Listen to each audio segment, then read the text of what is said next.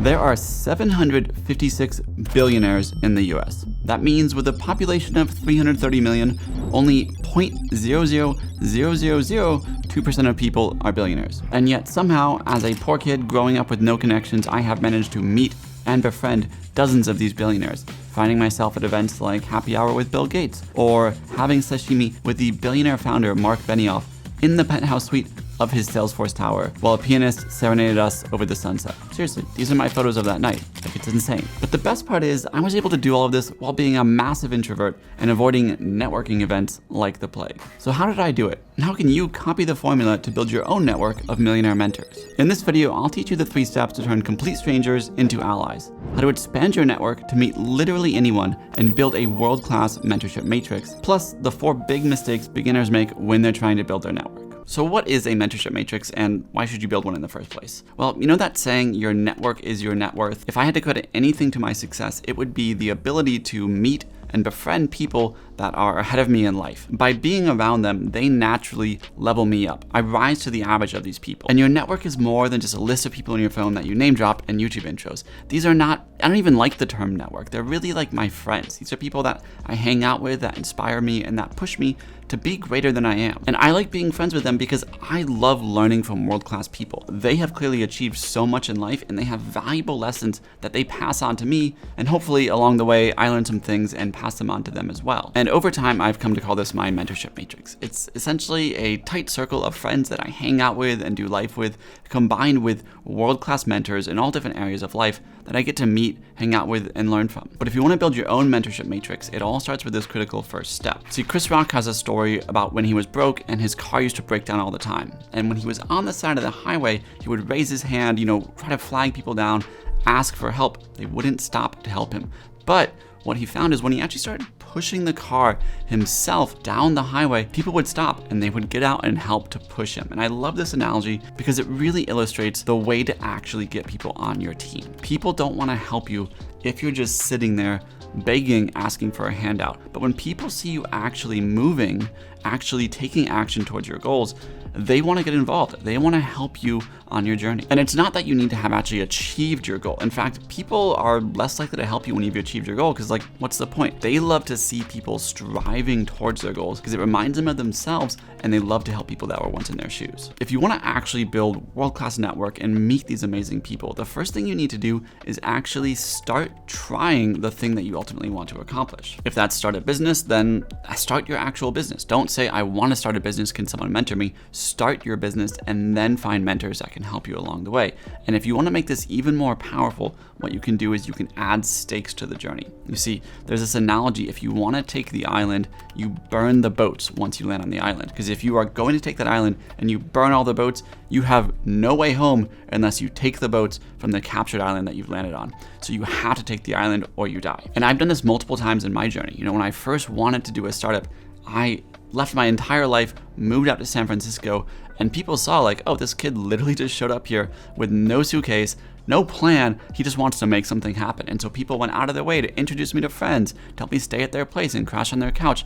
These things help you get going. And then when I started my company, the mentors really started flooding in when I quit my job. I was 24 years old, I was making $145,000 a year. Really good money, way more money than I thought I'd ever make. And yet I quit it with really no plan. I was just I'm starting a business and I want to be all in on this. And people love that boldness. And in fact, the first maybe I'd say $150,000 that we got invested in the company, people just invested because they were like, wow, if you're willing to walk away from your really high paying jobs and go all in on this, then you must really believe in this. So yeah, here's 50 grand, here's 25 grand. The power of conviction in yourself and going for the goal really helps draw on mentors. But if all you do is take action and you don't actually have a system to turn those people into friends and ultimately mentors, then you won't get anywhere. Especially as society gets more remote, more isolated, you'll find that the studies show people are spending less and less time connecting. So if you want to actually build friends and build a network, you need a systematic approach to go from meeting someone maybe sparking a little bit of interest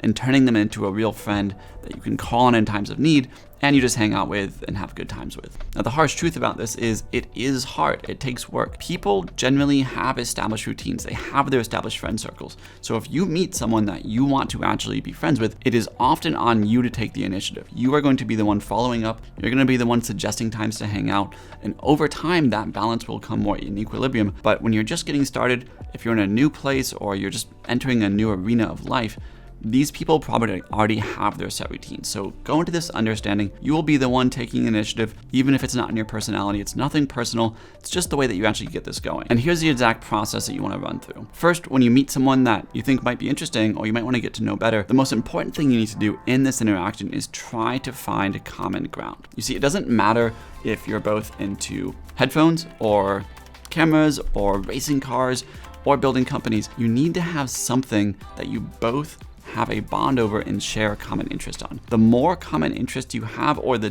deeper any individual common ground is, the more likely you are to actually build a real connection. And to help find this common ground and to build the relationship better, you need to get curious. You need to be asking questions. Hey, what made you want to do this? What do you do in your free time? How do you think about XYZ? Really learn to ask questions. If you're an introvert, asking questions is like the best conversation hack ever, because by asking questions, you're not doing the talking. You're just giving them a layup in the conversation for them to take the ball and say, hey, that's a great question. Actually, the way I think about it, or yeah, the way I spend my time. And people love talking about themselves. If you're an introvert and you don't like talking about yourself, just ask good questions. Listen carefully and find, what question can I ask that will try to steer the conversation in a way where maybe we can find some more common ground, and will give the person more opportunity to talk about the things that light them up. And throughout the conversation, what you're looking for is a high moment, a moment where you both are sort of in peak engagement, peak excitement, and you're on this sort of common ground. So it might be, let's just use an example, you both love watching Formula One, and you're talking about Formula One, and oh my gosh, Verstappen's so crazy, blah, blah, blah, blah. In that moment, what you want to do is you want to ask to exchange contact info. What people often do is they meet someone, the conversation sort of peaks, and then it dies over time. And then when the conversation's kind of ending, they say, hey, this was cool, let's exchange contact info. That can work, and you will sort of expand your network through that. What you're doing is you're exchanging contact info in a low moment. And so that will be the memory in this person's mind.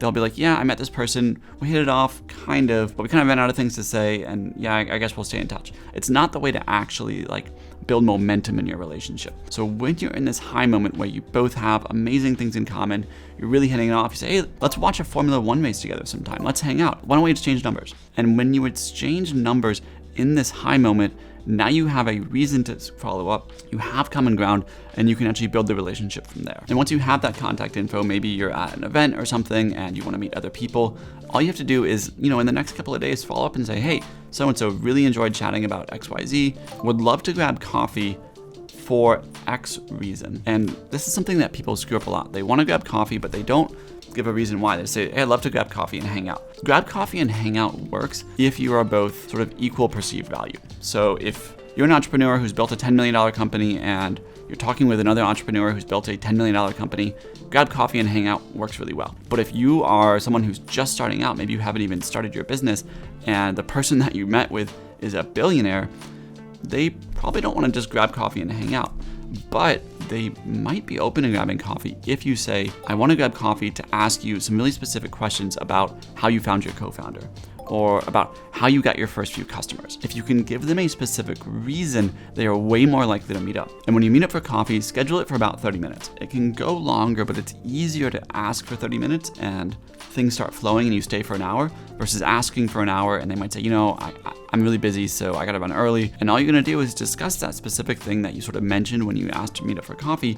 And then from there, you're gonna get curious again, try to learn a little bit more about their life, try to find some more common ground. One of my buddies, Zach Sims, he built this company that he sold for $525 million. And I met him a couple years ago, and I was fascinated by this one thing I noticed about him. See, when he's around friends, everyone loves Zach. People look at him, they have great stories about Zach, they love him so much. And I was like, what is it about Zach that people like so much? I mean, Zach's a really cool guy. Why are people so drawn to him? And a couple months ago, Zach was in London, so we met up for lunch. And the whole time we were talking, I noticed something really interesting that Zach does. And I don't know if it's on purpose or not. When you hang out with Zach, you feel like you are the most interesting person in the world. If you mention, oh yeah, this weekend I went for a bike ride, Zach is like, oh, that's awesome. Like, what got you into biking? Like, where'd you go? And he's just so curious and he loves to learn about other people. It really makes you feel amazing. And this is something I've really picked up and sort of learned from him. When I'm hanging out with people, I really just want to lean in and get interested in what they're doing because it makes them open up and really builds a bond and connection. Now, the other thing you're doing on top of getting curious is you're thinking in the back of your mind, how can I add value? And later in this video, I'm going to cover how you add value when the status is massively mismatched, where you are, just starting your business and you're meeting with a billionaire. But have this framework in the back of your mind. Is there anything that they're working on that I could help with? Oftentimes high status people get value just by meeting other people. So as you build your network, you might find that this person is working this thing that another person in your network knows about and they haven't met yet. So just by, maybe teeing up that introduction, you can add tremendous value even if you yourself are not an expert in any of these areas. So we'll cover more specifics at the end of this video, but just be thinking, how can I add value? So now that you've got coffee and met some great people, you're starting to build a little bit of a friendship circle, but that's just the first step in building a truly world-class mentorship matrix. If you want to meet world-class people truly playing at the highest level, it's likely not going to be the people that you randomly bump into in coffee shops or at different events. What you need to do is tap into your network. It's like that saying, everyone is 6 degrees of separation from anyone else on the planet. You're going to use this principle to your advantage. And by systematically expanding from sort of the first rung of your network to the second rung and the third rung and so on and so forth, you can meet literally anyone. This is how I ended up in the room with Bill Gates, Mark Benioff, been in there with Steph Curry, all these world-class amazing people. It's just because I've slowly expanded in the rungs of my network. And so here's the exact step-by-step process on how to expand it. You need to make sure that you actually have a quality relationship with your first rung of your circle. If these are people that you've only met once or you barely know, it's going to be very ineffective to actually ask them to expand your network by introducing them to their network. It just doesn't work that way. You want to have people who genuinely like you, like hanging out with you, believe in what you're doing, and think you're just a cool person. If you don't have that, none of this works. But assuming you do have some people in your network that like you, that you've been curious and you've built some common ground with, all you need to do is just ask. And the way I ask is very specific and very simple. It usually starts with either a problem that I've encountered or a goal that I have. Let's say I'm building my business and I'm at $500,000 in sales and I'm trying to get to $5 million in sales in the next 2 years. What I will do is I'll talk to people and I'll say, hey, listen, here's where my business is at. I'm really trying to get to $5 million in the next 2 years. And I find that this phase of going from like early product market fit to real scale is a real challenge. And a lot of entrepreneurs kind of fail in this process. Do you know anyone who's done that really well? Because I'm trying to be really good at this myself and I'd love to meet with them. What you'll usually find is if people like you, believe in you, they will either try to rack their brains and come up with a few names, or they might already say, I got 1 or 2 people, I'd love to connect you with them. Either way, what you want to do is ask your network for these specific people on the thing that you're working on and get introduced to them. And when you meet them, you literally run through the exact same process I walked through earlier. You meet them, you spark common ground, you exchange contact info on a high note, you follow up for coffee, and you get them added to your friendship circle. And over time, these people become another sort of core rung of your network. And then, in the future, you can go to them and say, hey, I'm working on this thing. Do you have anyone that you would recommend? And so on and so forth. Now, along the way, what you're mostly building is actually just friends. These are not like networking people that you're gonna sort of leverage for favors. You genuinely want to be just making friends with people and hanging out with them, doing life with them. These should be people that are cool, that light you up, so it's not weird to be friends. But along the way, you may find some people that you actually want to make formal mentors in your life. And the way you filter these people out is you want to look for people who are a few steps ahead of you and their life matches the life that you ideally are living.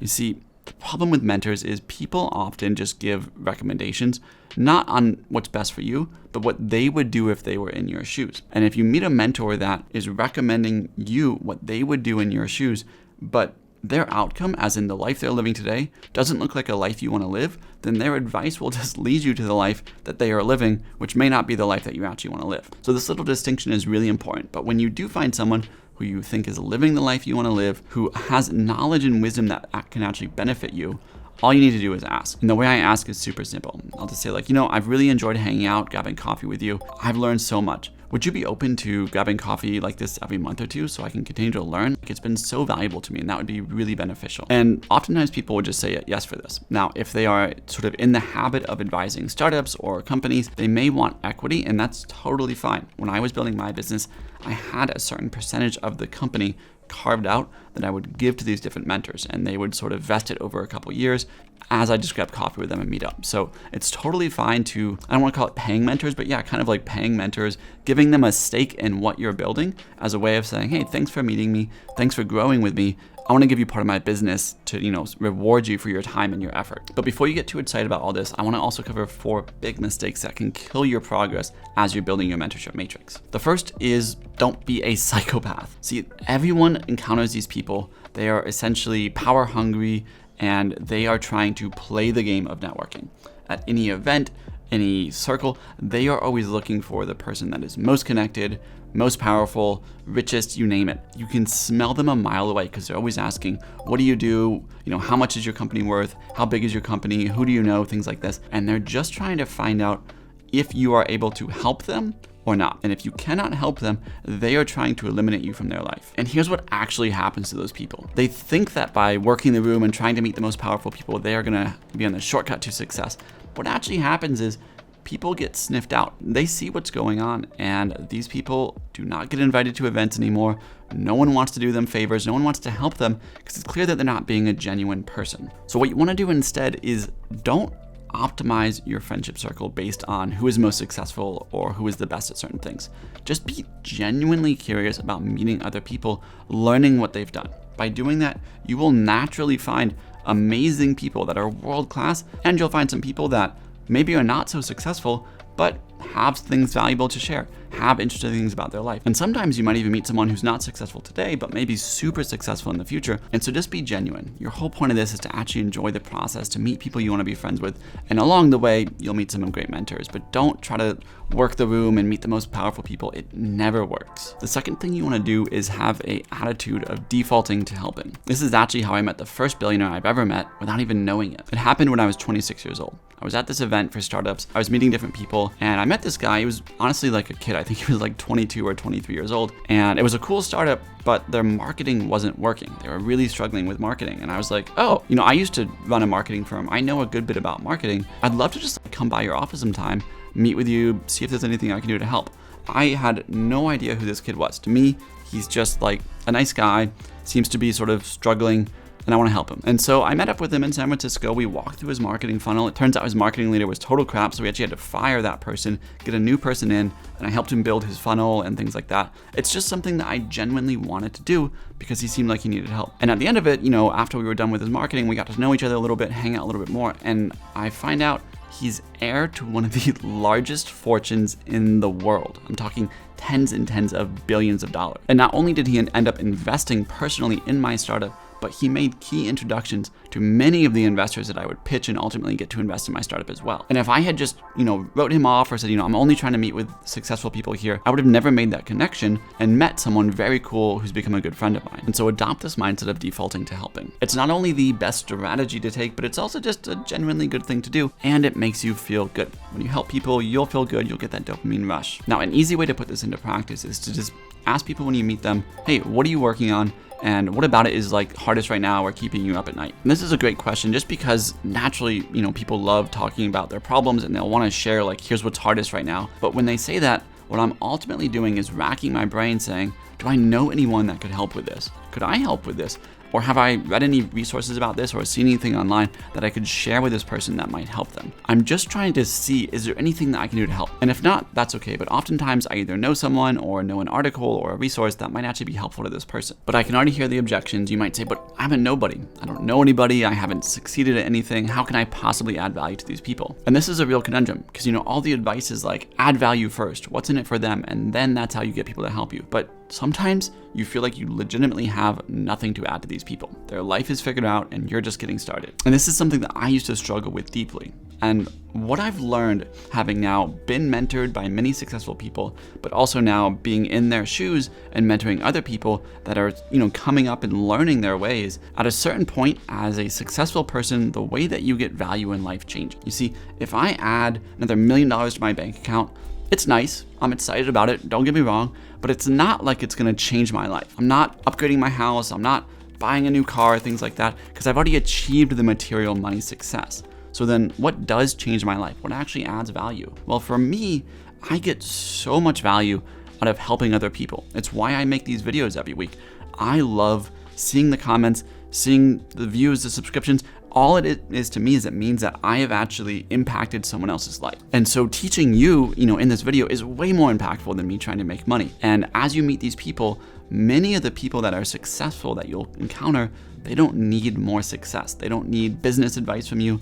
They don't need money. What they need is a sense of contribution, a sense of impact, a sense of giving, because that's what ultimately makes them fulfilled. And so if you really want to add value to people who kind of have it all, the way you do that is you go out of your way to convince them and show them that they are adding value to your life. That gives them the meaning and fulfillment they're looking for. So when you meet up with them, tell them what's changed since you last met up with them. Show them how the advice that they gave you changed your life, how it's improved your business, how it's improved your relationships. When you're not meeting with them, send them regular status updates. Shoot them a text or an email saying, hey, tried that thing you told me about. It worked so well. We doubled our sales last month. Really feed their need for contribution by giving them updates on how their advice and their mentorship is changing your life, and their life will be better for it. And the final thing you want to understand about this process is investing in your mentorship matrix is the best investment you can ever make, period, flat out. I like to think of my mentorship matrix as like a supercharged S&P 500. Everyone knows that if you put $1 in the S&P 500, over time it compounds to $2, $4, $8, and so on. You can really grow your wealth by investing in the S&P 500. Well, the same way, you can grow your success, your potential, your learnings by investing in your network, by meeting up with people regularly, by finding ways to add value. You will find that maybe the people early on that weren't so successful or that hadn't achieved things yet go on to achieve great things. And it's been one of the coolest things in my life over the last decade to watch the people that I met when I was just starting my company. Now, many of them are worth, $500 million, $1 billion. They have become like superstars in my network, but it's not like I'm trying to meet them now. I've known them for a decade. And so it's very easy to hang out with them, to get introductions, and just generally benefit from being their friends. And again, it's not a favor trading or horse trading thing. It's just that I've genuinely invested in these people. I've gone out of my way to be their friends. And now they are in places where, frankly, probably none of us dreamed of. So your network compounds over time. So don't neglect it and don't give up on it. It may not look like much today when you're young and getting started, but it compounds over time. Now, if you're just getting started as a beginner entrepreneur, I also just filmed a video on how to make your first $1 million online as a beginner. I'll put the link over there. So click that and I'll see you there.